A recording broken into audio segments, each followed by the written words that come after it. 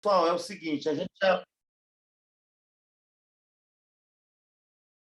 Pronto. Ok? Ok. Bom, então a gente vai... Eu vou discutir aqui dois casinhos rápidos, né? Vamos direto aqui aos casos clínicos. Você está passando aí, Maria? Oi, doutor Marco Oi? Túlio, é o senhor que passa. Ok. Não está passando.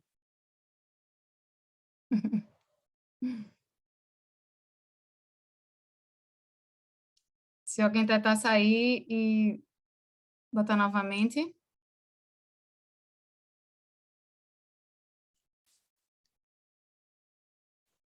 Ah, O senhor coloca stop share. espera aí. E aí, Maria? Agora o senhor bota share screen. Ok. Aí, do lado esquerdo tem screen. Aí o senhor coloca novamente em screen.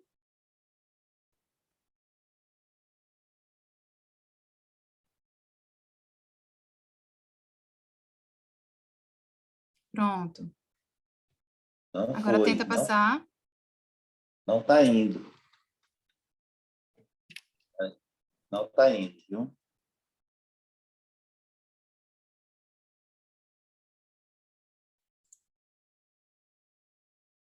Tá Oi? indo? Tá indo. Pronto. Agora foi. Pronto. Ok, então vamos lá. Direto aqui ao caso clínico. Bom, pessoal, então é o seguinte, é um paciente do sexo masculino, fototipo 2, aposentado, e informava surgimento de lesões em placas há mais ou menos 3 anos, referia uma descamação intensa, com prurido, comprometendo a face, couro cabeludo, membros inferiores, membros superiores, dorso, tórax e abdômen.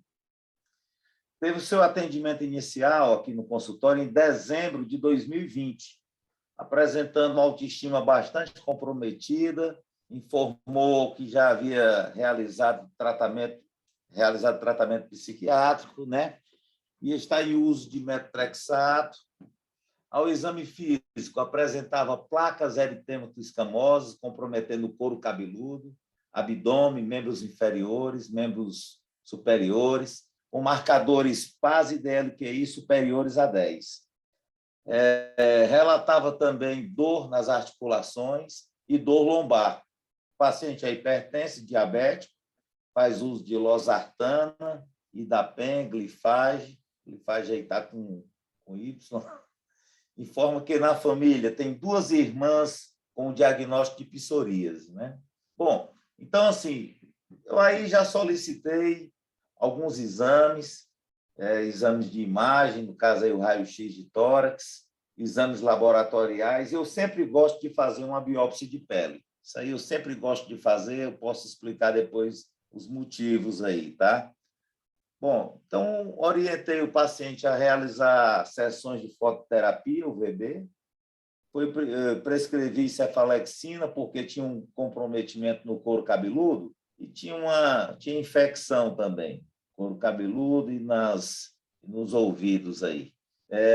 Fiz o RISE para ele durante aí uns 15 dias, deixei o Docta, uma formulinha com ácido salicílico e clobetasol, ácido salicílico a 3%, clobetasol, só para soltar mais ali as escamas do couro cabeludo, né? Deixei isso aí durante aí uns 12 dias. Deixei o Daivobet também, por mais uns 15 dias. E aqui é o aspecto do paciente. Tá? Vocês observam aí, bastante inflamado o couro cabeludo, né? Essas placas aí bem espessas, comprometendo aí pavilhão auricular, tinha uma otite externa, né? Referia dor também no ouvido. Aí as placas do paciente. Paciente, você já observa aí um fator de risco importante, né? Paciente obeso, uma cintura abdominal bem considerável. as lesões aí dos membros inferiores. Bom, então, o paciente retornou em janeiro de 2021 ao consultório, com o resultado dos exames. Aí ele já trouxe ali o PPD, que foi de 0 milímetros, a biópsia, que confirmou psoríase, e ainda estava em uso de metotrexato, 15 miligramas semanais, e ácido fólico, né? E solicitei o retorno dele, ele voltou em março, o paciente voltou com piora do quadro clínico e com sinais de depressão. Encaminhei ao psiquiatra, suspendi o metotrexato. Já fazia algum tempo que ele vinha usando e as transaminases dele estavam ok, mas não tinha uma resposta, né? Bom, e aí, nesse momento, o paciente já vinha com todos os exames ok para fazer o imunobiológico. E aí eu fiz a opção pelo Guselkumab, 100 miligramas, ele tomou uma seringa subcutânea no dia 0, no dia 30 fez mais outra, né? E depois ficou com uma seringa a cada 4 semanas. Esse resultado aí foi só na indução. Olha aí que fantástico, aí. A melhora do paciente, né? Praticamente aí um PASI 100, né? Incrível, né? Olha aí o resultado. Agora ele vai ter que tratar essa obesidade aqui, que é complicado, né? Precisa aí tem que ser multidisciplinar. Paciente desse eu já encaminhei para o endocrinologista. Ele continua fazendo acompanhamento psiquiátrico. Chegou até a falar de ideação suicida, né? Então, é um paciente que a gente tem que marcar colado e estimular, né? Estimular, conversar bastante com ele, mas ele, graças a Deus, está muito bem. Vocês podem observar aí a melhora, né? Praticamente ali só um eritema ali residual, as lesões eritematosas, ali ó, as máculas eritematosas, né?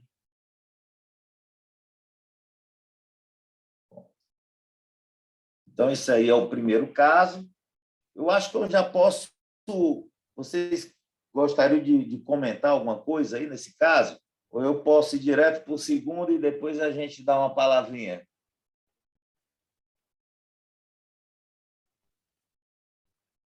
Oi? Doutor, o senhor começou pelo trênfia porque ele já tinha artrite psoriásica, foi isso? Tinha sinais de artrite.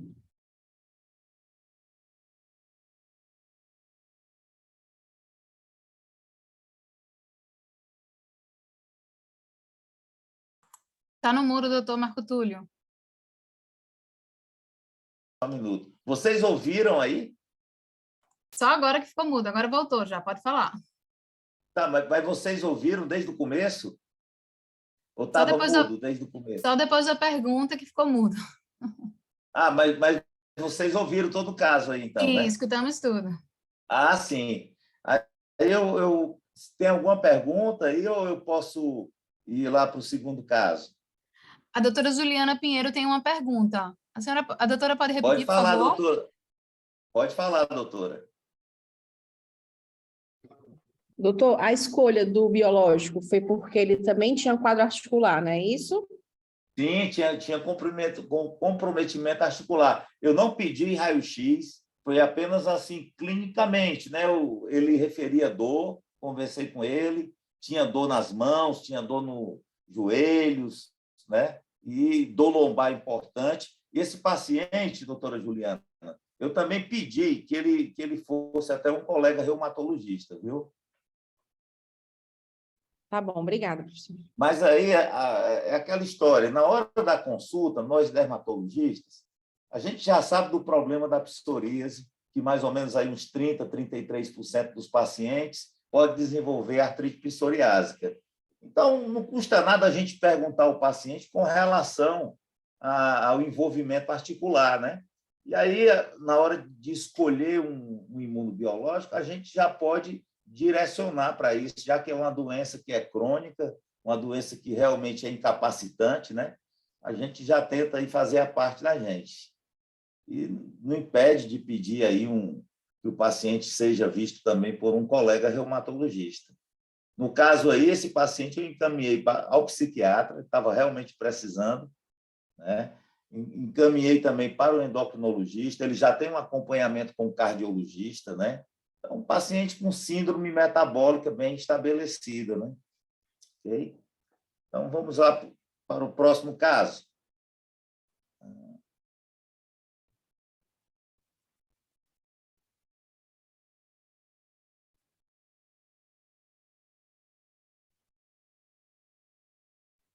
Bom, então, segundo caso, um paciente masculino, 38 anos, fototipo 3, contador, relata surgimento de lesões em placas há 17 anos.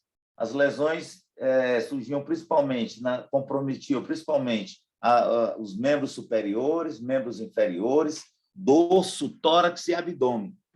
O paciente teve atendimento no meu consultório em novembro de 2020, relatando ter feito uso de antibiótico oral, corticóide oral, corticóide tópico e metotrexato.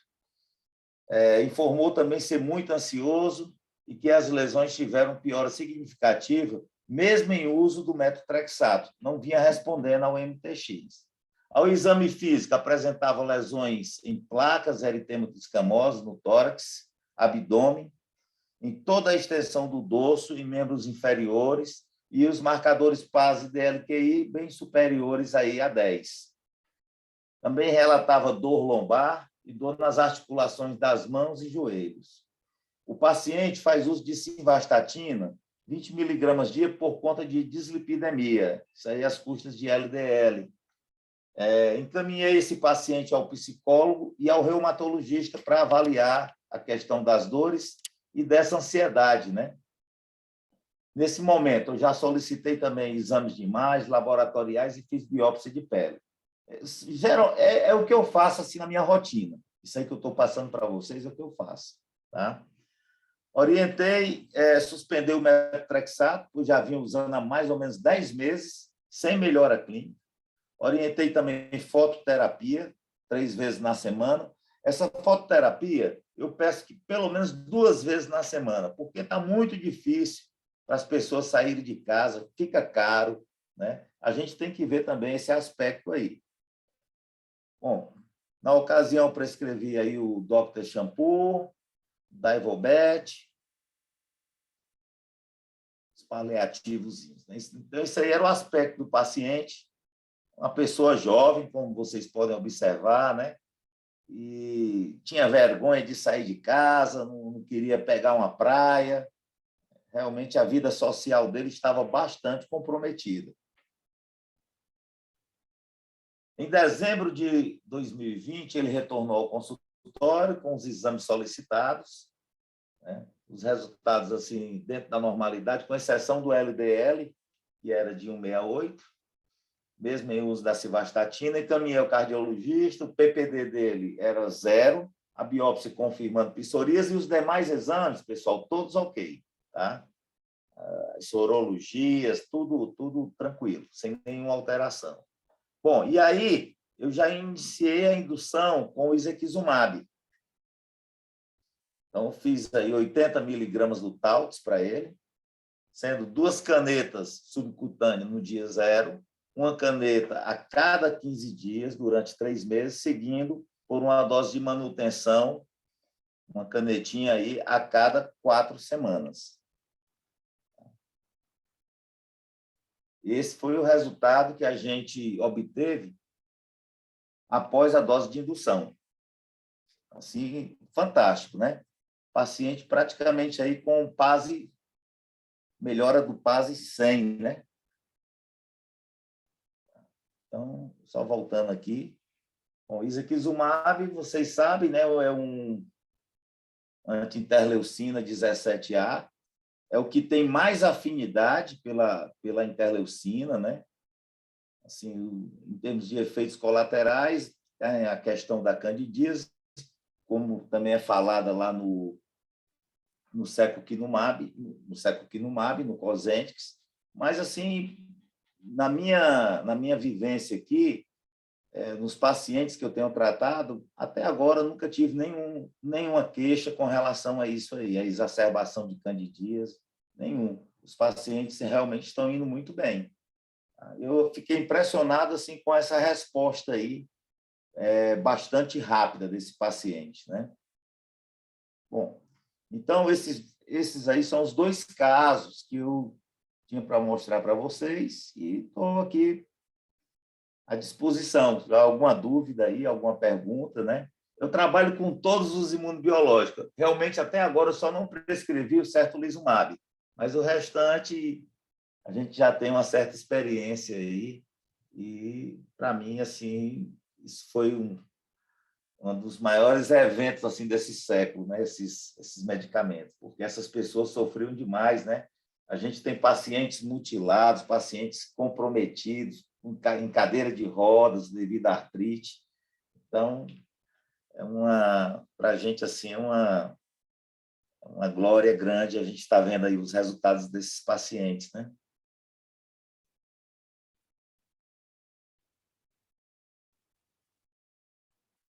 Oi, Maria. Oi, doutor Marco Túlio. Eu queria Pronto. saber se alguém tinha alguma dúvida, alguma questão, algum posicionamento. Doutor Esté, acredito que já chegou também. Doutor Esté? Maria. Ótimo. Aí ele precisa tirar a tela dele para eu compartilhar a minha. Uhum. Oi, Esté, boa noite. Boa noite. Excelentes casos, Marco Túlio. Você estava trabalhando até agora? Eu sou uma mulher que trabalha muito. Eu sei disso. Nós, né? Tá certo. Mas eu cheguei a tempo Bom, de ver os casos. com relação Pode falar, Esther. Não, que tem uma dúvida no chat. A doutora Sim. Juliana Pinheiro. Doutora Juliana, a senhora Sim. quer falar, por favor? Pode falar, doutora. Não, a minha dúvida é por que escolheu esse? Porque eu achava que o Isequizumab normalmente era para falha adalimumab. Aí, assim, eu não entendi por que o senhor já começou com ele, Não, sabe? vamos lá. Juliana, eu vou te explicar. Porque esse paciente, lá no convênio dele, só tem 2 opções, tá? Lá só tem o adalimumab, tá legal? E o Taltz, tá? E o Isequizumab. Foi só por isso. E aí eu não quis fazer o adalimumab para ele, por conta também dessa dislipidemia, tá certo? E aí foi por isso que eu escolhi, tá? E também pelo quadro articular. E a gente sabe assim que esses anti-17, quando tem envolvimento articular, principalmente axial, eles vão muito bem, né? Obrigada, doutor. Eu gostaria de complementar só o Marco Túlio e dizer o Pode seguinte. falar, Esther. Não existe uma obrigatoriedade da gente começar pelo adalimumab e escolher alguma anti-interleucina pela falha do adalimumab, tá? Qualquer imunobiológico a gente pode iniciar, para o paciente que já tem indicação do biológico. Apenas o PCDT, o Protocolo de Diretrizes Clínicas do Ministério da Saúde, ele vai trazer o adalimumab por primeira escolha, mas aí foi por uma questão de preço, foi pelo preço que foi comprado pelo Ministério da Saúde que ele ficou como primeira escolha para que a gente faça uso dele, apenas isso. Porém, no rol da ANS, o dermatologista ele pode escolher qualquer um dos biológicos que ele achar mais conveniente para o paciente em questão, tá certo? Então, não existe isso de só usar as anti-interleucinas se o adalimumab falhar. Somos livres para escolher qualquer um dos biológicos. Muito bem.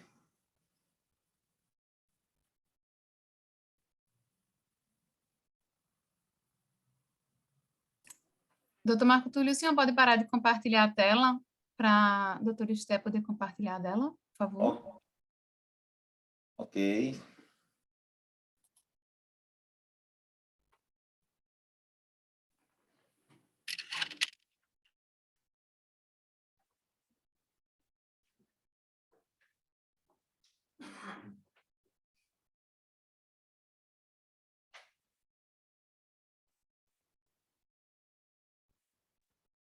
Vocês estão vendo a tela? Sim, doutora Esther. Pronto, então vamos lá, vamos dar seguimento, vai ser mais um caso clínico, depois dos 2 casos maravilhosos que Marco Túlio apresentou para a gente, tá? Então, a reunião de casos clínicos do Instituto Autoimune. Bom, esses são meus conflitos de interesse. Então, vamos começar. É um paciente de 67 anos, sexo masculino, natural e procedente de Mamanguape, Paraíba, aposentado. Ele tinha um histórico de ter psoríase há mais ou menos 8 anos, referia um prurido que o incomodava bastante, um prurido de 9 para 10, o IMC dele era de 30,1. E ele chega no nosso centro de psoríase com relato de estar em uso do propionato de clobetasol. E ele referia já ter feito uso do metraxato com má aderência e de não ter tido resposta ao uso do metraxato. E também de utilizar o propionato de clobetasol. Ele referia ter erisipele de repetição, também informava ter linfedema crônico, e os antecedentes patológicos que ele apresentava: incontinência urinária, hipertensão arterial, asma e depressão. E ele estava em uso dos medicamentos que vocês estão vendo em tela, o Nifelate e o AS de 100 miligramas.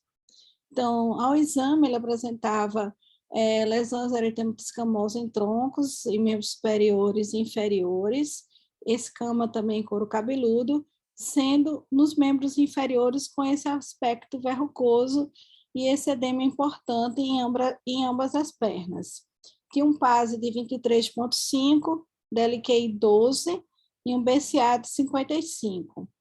Então, nosso grande questionamento, inclusive fizemos discussão com a equipe multidisciplinar em relação a esse edema que ele apresentava em ambas as pernas.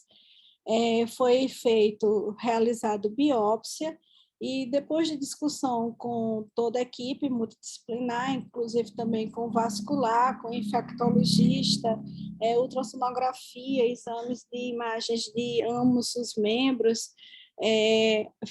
o diagnóstico foi de psoríase verrucosa. Ele apresentou na histopatologia uma hiperplasia psoriasiforme epitelial com papilomatose e paraceratose, e foi afastado diagnósticos como obstrução vascular ou infecção que justificariam um edema de membros inferiores. Bom, então a gente sabe que a psoríase ela tem um grande polimorfismo de apresentação clínica. Algumas formas a gente pode ver em associações, e a psoríase vulgar em placa é a forma mais prevalente de apresentação, que vai corresponder a 90% dos casos, 75% a 90% dos casos. Inclusive, muitas pessoas cometem até o erro que, quando falamos de psoríase, só pensar na forma da psoríase em placas. Por exemplo, a psoríase pustulosa ela é considerada doença rara, e no Brasil a prevalência é de 0,009%, certo? E a psoríase verrucosa é uma variação clínica patológica rara da forma da psoríase vulgar. Essa forma de psoríase verrucosa ela tem uma etiologia incerta, existe poucos trabalhos publicados, e hipótese de traumas repetidos em psoríase persistente é um dos que a gente vê na literatura. A associação com diabetes, disfunção pulmonar, congestação linfática, e ela vai se caracterizar justamente como num caso em estudo por escamas aderentes intensamente espessada de aspecto verrucoso, e vai ter esse acometimento, como no caso em estudo, preferencial por extremidades. A gente pode ter tanto em membros inferiores, como também tem em mãos. Eu tenho um outro paciente que ele teve em mãos, e algumas vezes podemos ter também no tronco. Então, existe menos de 30 casos descritos na literatura, e apenas 3 casos descritos, apenas 3 não estão associadas a trauma, ou seja, 27% estão associadas a traumas. Bom, então esses são os exames que pedimos, além destes outros, esses são os que eu trago para vocês, que houve alterações, os outros sem alterações, certo? Então, a gente vê um paciente que tinha elevação de triglicérides, elevação do colesterol total, do LDL, um PCR de 16, e ele também apresentava uma esteatose hepática grau 2. Demais exames dentro da normalidade. Bom, aqui só uma revisão rápida, que o paciente idoso, no caso em questão que se trata, ele é considerado uma situação especial. E os pacientes idosos, ele tem maior risco de desenvolver efeitos adversos, e são os medicamentos que se utilizam. Então, maior risco nos idosos do que em adultos jovens. E esses pacientes idosos geralmente têm comorbidades. A gente vê uma alta prevalência de hipertensão arterial, comprometimento de função hepática e renal. Então, geralmente, essas e outras comorbidades, eles fazem uso de medicamentos. Então, a gente tem que ter em mente também as interações medicamentosas. E outro ponto também importante da gente lembrar é da senescência do sistema imunológico. É bem conhecido nosso que no idoso o PET teste, o teste de contato, de dermatocontato, ele geralmente dá negativo, certo? Isso por conta dessa senescência do sistema imunológico.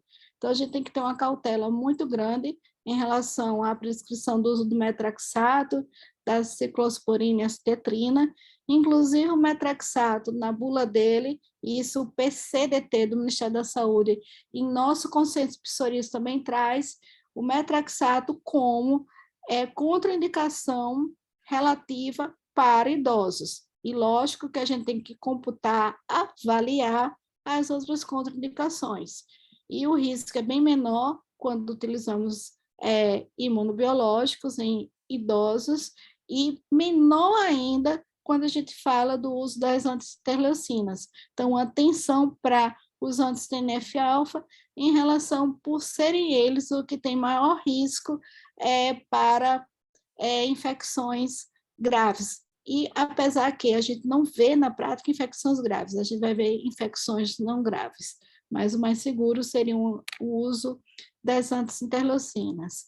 Bom, então, a partir de todas essas considerações, a gente vê que a gente está diante de um paciente que tem uma psoríase verrucosa, que ele já fez uso do metraxato anteriormente, com falha terapêutica, a gente vê que é um paciente idoso, um paciente que tem aumento de triglicérides e do LDL, tem esteatose hepática grau 2. Então, qual seria a nossa conduta em relação a esse paciente? Será que seria a melhor opção colocar na fototerapia, ou retornar ao metraxato? Ele tinha feito por via oral, e a gente fazer uma via subcutânea, ele tinha feito 15 miligramas, será que a gente faria via subcutânea e aumentaria até 25 miligramas, que é a dose plena que a gente usa na psoríase, ou tentaríamos uma citetrina, ou já pensaríamos de iniciar o biológico?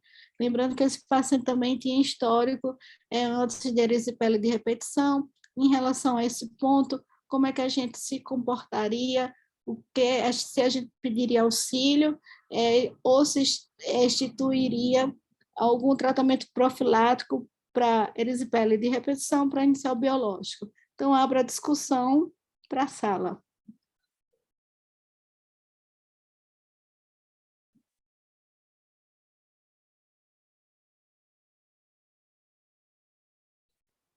Vocês estão me escutando? Sim, doutora Esther. Então, aberta a discussão. Vamos lá, pessoal, vamos discutir. O bom é quando todo mundo conversa, todo mundo opina.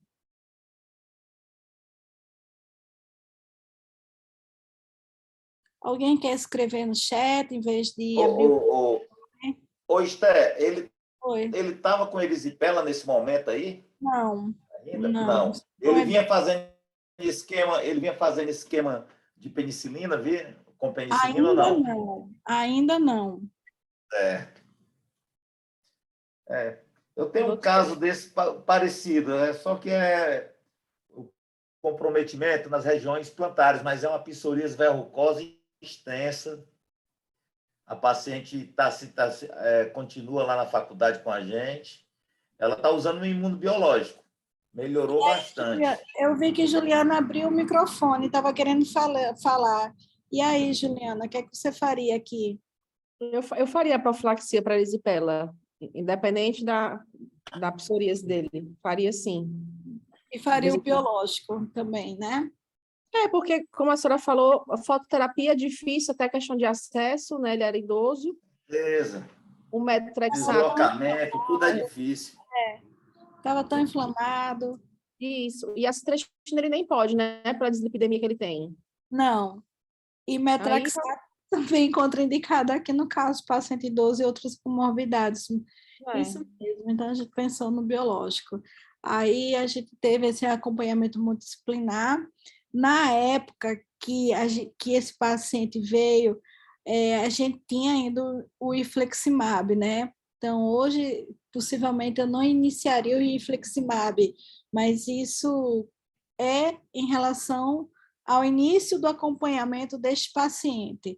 Aí fizemos o infliximab, colocado profilaxia, a gente teve também esse acompanhamento com o pessoal da Infecto, foi colocada penicilina benzatina a cada 21 dias, foi introduzido a rosuvastatina e o nifelate mantido, e o AS dele também ficou mantido. Aí ele iniciou o infliximab, aqui com o infliximab, né? Então, aqui a gente com a foto com o antes e o depois. Aqui eu já estava muito feliz, eu confesso que eu fiquei muito satisfeita, mas o paciente não estava satisfeito. Ele ainda apresentava lesões, ainda apresentava esse edema em membros, no dorso dos pés, né? Esse comprometimento um GEALT, exame micológico negativo, e o paciente insatisfeito. E aqui a gente vendo que ele ainda tinha algumas lesões de psoríase no tronco, agora bem menos edema e ainda com as plaquinhas aqui de verrucosas. Então, na época, a gente otimizou o infliximab, a gente aumentou em relação a miligramas por quilo, e ele não evoluiu bem. E ele tinha o PASI dele, o PASI era 20,7, né, o PASI absoluto, e a melhora PASI era apenas de 12. Ele tinha alcançado uma melhora de PASI de 12. E ainda mantendo o DLQI na mesma pontuação, e aí a gente terminamos trocando e a gente fez o adalimumab. Com o uso do adalimumab, ele teve uma piora, ele teve aumento das lesões, certo? O PASI dele absoluto foi para 24,1, e no DLQI também não aumentou a pontuação. Bom, então a gente estava agora nessa situação, infliximab, adalimumab, e adalimumab, o paciente com piora do quadro, com maior extensão, bem melhor do que como ele chegou, mas o adalimumab com uma resposta inferior ao infliximab. Aí agora, como é que a gente faria? Qual seria a nossa conduta aqui no paciente? Bom, a gente trocou novamente o imunobiológico dele, certo? Então, aqui a gente colocou o Stecnomab, né? O Stecnomab, a gente sabe que ele bloqueia a interleucina 12 e 23, certo? E tem a comodidade posológica, que a gente tem a fase de indução, e depois a gente vai ter na fase de manutenção a cada 12 semanas, e na manutenção são 4 aplicações ao ano, menos do que 100 quilos, só relembrando que a gente faz 45 miligramas, acima de 100 quilos, 90. Eu vou confessar aqui para vocês que aquele paciente que tem 90, 95, eu fico me coçando para fazer 90, que a gente vê, né, Marcos Túlio, que é aquele paciente que já tem 90, ele não é um bom respondedor para 45. A gente tem a opção aqui também, um dos pontos que a gente também pensou no Stecnomab é se houvesse necessidade de ajuste de dose, a indicação dele era 45 miligramas, a gente poderia dobrar para 90, dobrando para 90, se ele também não melhorasse, a gente poderia otimizar, reduzindo posteriormente 12 semanas para 8 semanas. E a gente, sim, aqui só para mostrar que está disponível no SUS, tá? Só para lembrar isso. Então, a gente fez o Stecnomab para o paciente, 45 miligramas, ele já apresentou uma melhora bem importante, com 45 miligramas, a gente vê que a lesão do tronco totalmente desaparecida, a gente vê apenas lesões residuais, houve uma diminuição importante do edema, e ele ainda tem umas placas verrucosas, mas isso aqui a gente foi logo o acompanhamento que a gente viu logo depois da fase de indução, né, depois da terceira aplicação. E aqui a gente vendo, né, com o infliximab, com o adalimumab, e aqui ele com o Stecnomab depois da fase. Também aqui só para relembrar como estava antes. O início e o Stecnomab depois da terceira aplicação do Stecnomab. E aqui a gente já vê com a manutenção do Stecnomab realmente uma melhora bem importante das lesões verrucosas, a gente vê a ausência dessas lesões verrucosas, a gente vê realmente a diminuição desse processo inflamatório. Se a gente olha para o dorso dos pés, a gente vê o quanto houve de melhora desse paciente. Então, ele é um paciente já antigo no nosso serviço e que ele teve essa resposta maravilhosa com o Stecnomab e que ele vem com resposta mantida. E aqui, como Marco Túlio, eu quero dizer que eu também utilizo todos os imunobiológicos, gosto ainda demais do adalimumab, a gente vê realmente respostas fantásticas ainda com o adalimumab, certo? Aqui eu já mostrei para vocês, mas eu trago de novo, que eu acho que essa revisão sistemática para todos nós que tratamos psoríase e que conduzimos nosso paciente, é bem importante a gente tê-la e consultá-la, ler e reler. Ela vai trazer recomendações.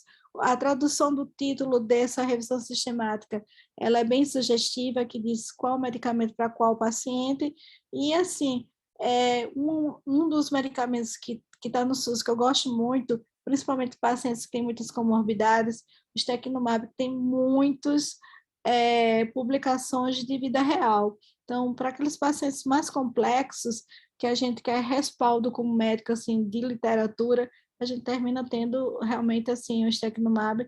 Lógico, a gente tem outros muito seguros que são alvos específicos, como o SEC, o ICSI, o Guselkumab, o Risankizumab, cada vez esses biológicos mais alvos específicos e muito mais seguro, e também entregando respostas ainda com percentual de paciente respondendo mais a PAS 90-100. Mas aqui, lembrando desse velho medicamento, assim, em relação aos outros, e que nessa recomendação para todas as comorbidades, ele foi recomendado, inclusive para os pacientes oncológicos. Nos pacientes oncológicos, a gente vê aqui a recomendação do Stecnomab e apenas também da acitetrina, quando a gente olha essa coluna aqui. E outro ponto que eu quero chamar a atenção é nos nossos pacientes obesos, lembrar que aqui nessa revisão, ó, o metrexato, ele vem com X. Na coluna do paciente obeso, aqui, essa revisão, ela vai dizendo para a gente não utilizar em paciente obeso. Então, assim, uma outra curiosidade. Curiosidade não, que isso aqui a gente já falou antes, mas que eu aproveito que eu estou mostrando essa tabela para mostrar para vocês. Bom, então era esse o caso que eu trouxe hoje para vocês, um paciente idoso, essa apresentação da psoríase que não é tão frequente, e também que a psoríase é esse tipo de patologia que a gente vai ver que não tem aquela regra de bolo, principalmente de apresentação, que começa a fazer psoríase, vai ver algumas formas não tão clássicas de apresentação, certo? E que a gente vai, muitas vezes, um biológico que respondeu também para um paciente, às vezes para o outro não responde tão bem, isso eu estou falando dos mais antigos, e é isso aí. Alguma pergunta? Alguma dúvida, algum comentário? Doutora, a senhora, a primeira roda, a senhora trocou um anti-TNF por outro anti-TNF, né? Sim, na época, sim, sim, porque é um paciente mais antigo, ele está no nosso serviço, esse paciente já tem 14 anos acompanhado conosco. Mas, assim, hoje em dia, se ele falhasse com o anti-TNF, a senhora já ia logo para a interleucina, né? Sim, até porque, assim, se a gente vai para o PCDT, apesar que a gente tem, eu estou tentando aqui só tirar meu compartilhar minha tela, interromper, deixa eu só tirar aqui. Juliana, veja, se a gente vai para o PCDT, o único TNF-alfa que nós temos disponível é o adalimumab e o etanercept para menores de 18 anos. O etanercept não está liberado para acima de 18 anos. Então, se o meu paciente é do SUS e eu vou querer, ele falhou a um imunobiológico, eu vou querer trocar, se ele está em uso do adalimumab, eu não tenho a opção de trocar para outro TNF-alfa, certo? No SUS não tenho. Se eu estou no rol da ANS, o infliximab ele não entrou no rol da ANS, ele está lá para o paciente que tem artrite. Então, a gente tem hoje ver quais são os biológicos que nós dermatologistas, para o CIDL40, nós temos acesso, tá? Hoje, a gente trocaria, sim, para uma antiterleucina. Sim. E, possivelmente, esse paciente, inclusive, eu teria hoje começado por uma antiterleucina, porque elas são mais seguras para o paciente idoso. A gente iniciou lá atrás com o infliximab, porque era o primeiro biológico que a gente começou a conduzir psoríase. A gente, antes eu digo assim, que os biológicos, eles começaram na artrite reumatoide, foram importados para a artrite psoriásica, e a gente pegava a experiência do reumatologista e foi incorporado na dermatologia. Hoje a gente já tem a dermatologia extremamente valorizada. As anti-interleucinas que nós temos, elas começam com o estudo na psoríase e depois vêm os estudos na artrite psoriásica. É o que aconteceu com o guselkumab com Trenfia, primeira aprovação psoríase, segunda artrite periférica, terceira aprovação artrite axial, entisite dactilite. O risankizumab, que é o Skyrizi, temos apenas aprovado em bula psoríase. A gente tem estudo fase 3 para artrite psoriásica, mostrando excelentes resultados. Não sei se eu respondi sua pergunta. Responde. Obrigada, viu, doutora? Entendi.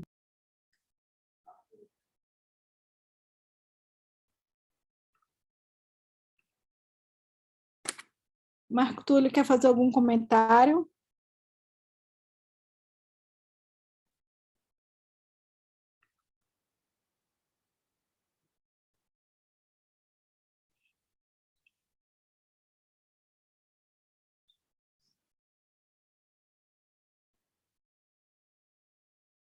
Alguém mais?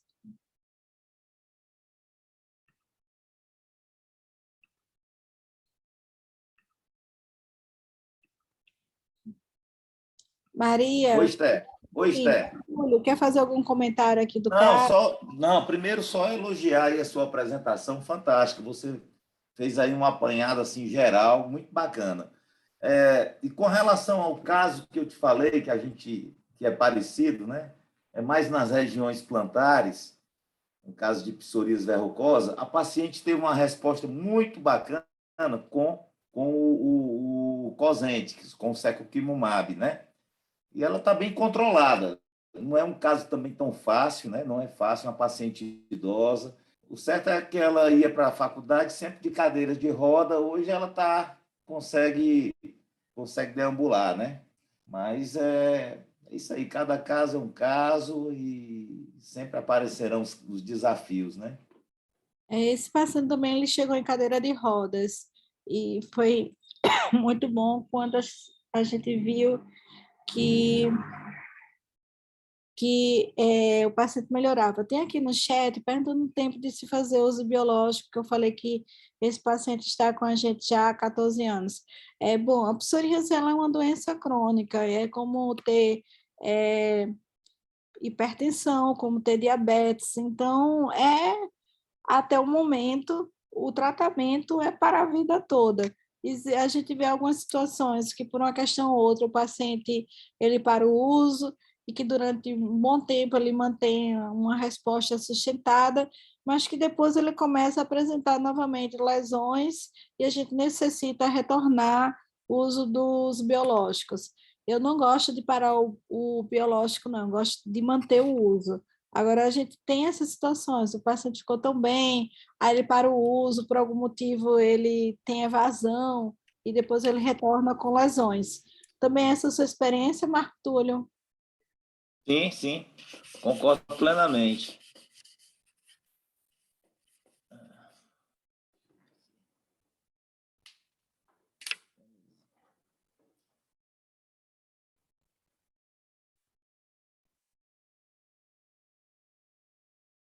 Mais alguma pergunta aí? Alguém quer se manifestar aí?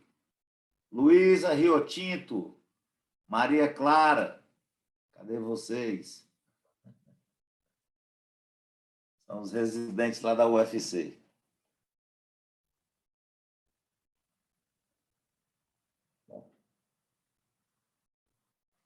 Doutor Esté tem uma pergunta E no aí, chat. Maria? Tá. E nas interrupções, tem um período específico para se repetir a dose de indução? Depende do biológico?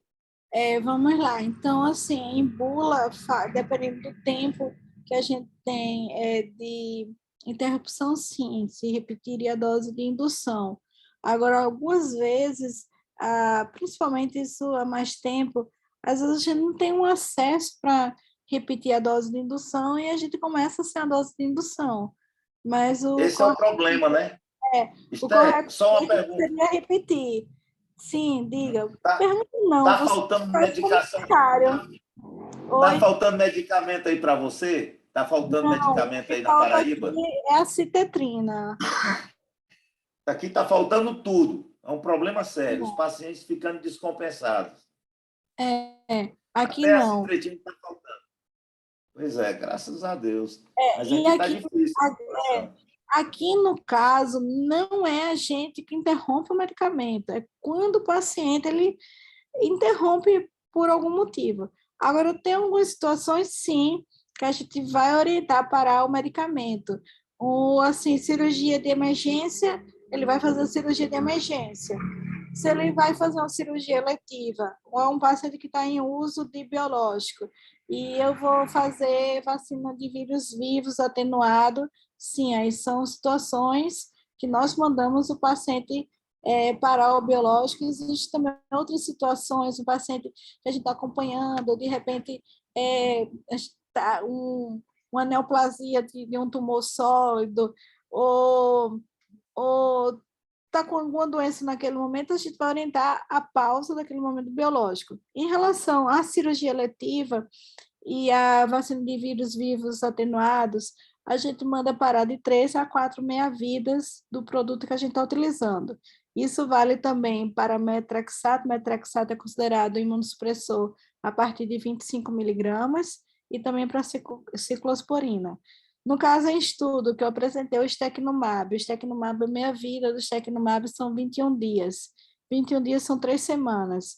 Eu vou parar 4 semanas para liberar a vacina de vírus vivos atenuado ou para uma cirurgia eletiva. Então, eu multiplico 4 vezes 3 semanas dá 12.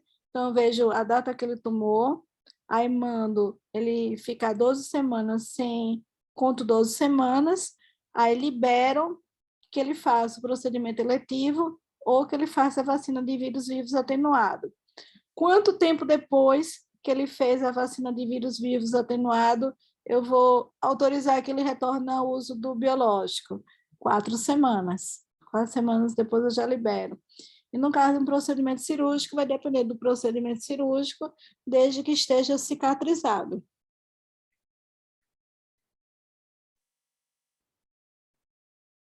Ok? Respondido também?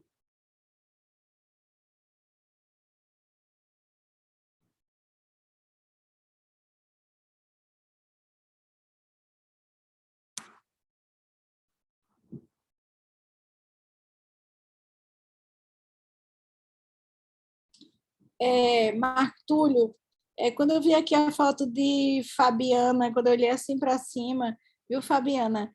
Eu achei muito parecida com nossa grande amiga Tereza. Você viu aí a foto de Fabiana, Marco Túlio? Ela apareceu aqui para mim a foto, assim, de repente, quando eu levantei a cabeça, chega e me emocionei.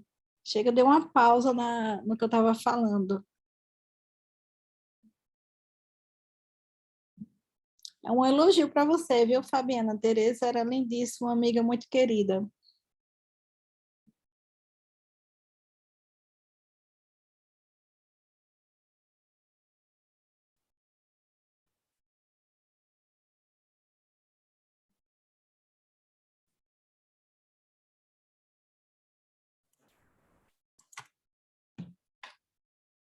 Alguém tem mais alguma dúvida, quer fazer algum comentário? Doutora Esther e doutor Marcos estão aqui para ajudá-los e esse é o momento. Eu acho que o pessoal já deve estar cansado, né, Maria? É. Aí, Maria, qualquer coisa pode mandar no Zap, alguma dúvida, que a gente puder Não, ajudar, sem dúvida. compartilhar algum caso, a gente está às ordens. Exatamente. Se alguém tiver alguma dúvida, quiser uma segunda opinião, doutor Esther, doutor Marco, doutora Gladys estão disponíveis.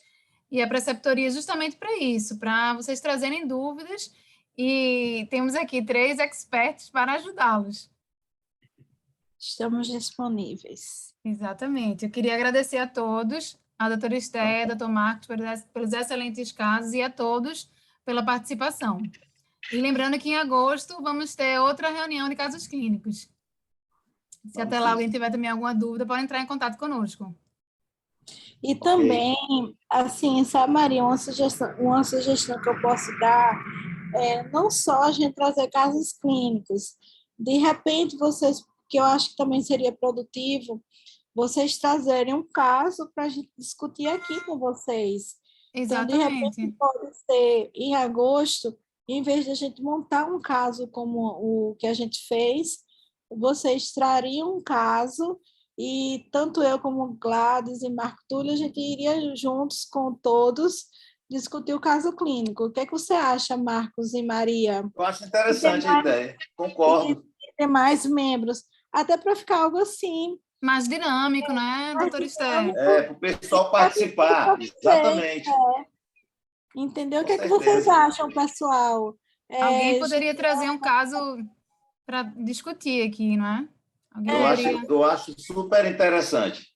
Legal. Pronto, Maria. A gente vai... A ideia está dada, Maria, você fala com o pessoal, né? Okay? Perfeito. Ok, tá bem, então. Pois...